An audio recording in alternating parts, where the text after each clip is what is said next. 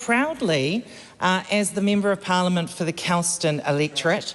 As well as that, a former elected Board of Trustees member for Kelston Boys High School, the parent of a son who has already gone through Kelston Boys, and the parent of a son who will start his secondary schooling there next year. Mr. Speaker, this school has an outstanding record of achievement.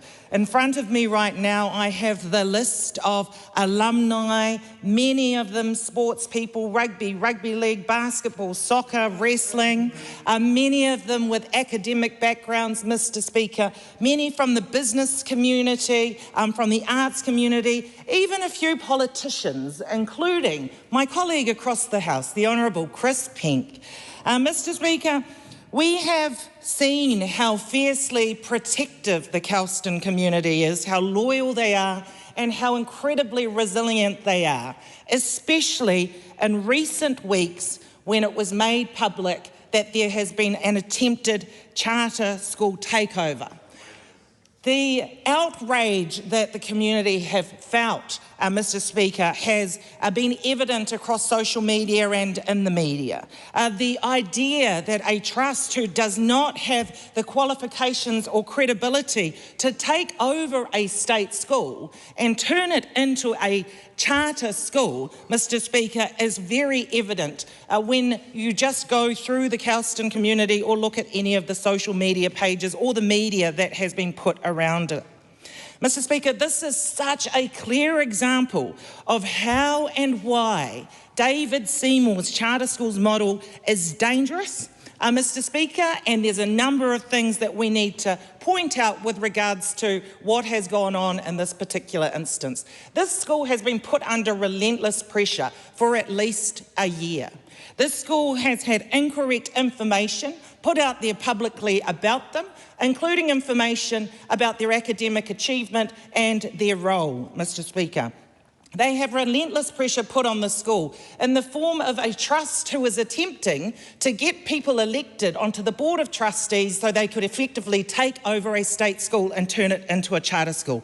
That trust was demanding the contact details of the parents of the children at that school so that they could lobby the parents to try and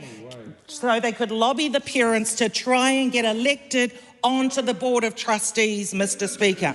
Mr. Speaker, this is a state school that has been targeted by, as I said, a trust that lacks credibility and qualification. But, Mr. Speaker, this has been allowed to happen because of the David Seymour charter school model, where they have effectively set a target for 15 state school conversions to charter schools under their watch. Now, we can imagine that this is not the only school that is going to experience similar pressure, and it's important that we look at this example so that we can anticipate what could happen across the country, Mr. Speaker. Mr. Speaker, alongside the pressure that they have had put on them by the charter schools model set up by that government, they've also had to endure the very messy David Seymour-led lunches in school program. Alongside hundreds of other schools, they are also enduring a failed curriculum and qualification change process where they have barely been consulted.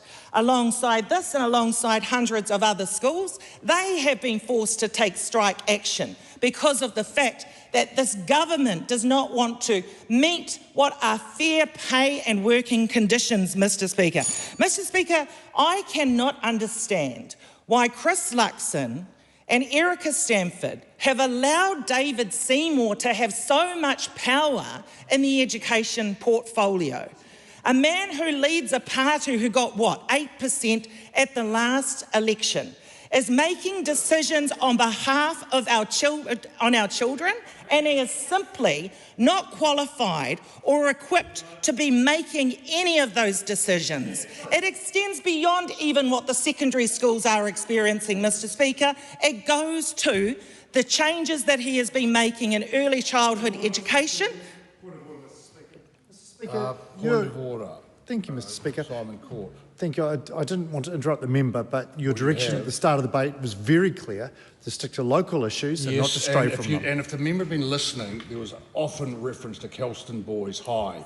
I've written down how many references actually, so there was sufficient reference locally.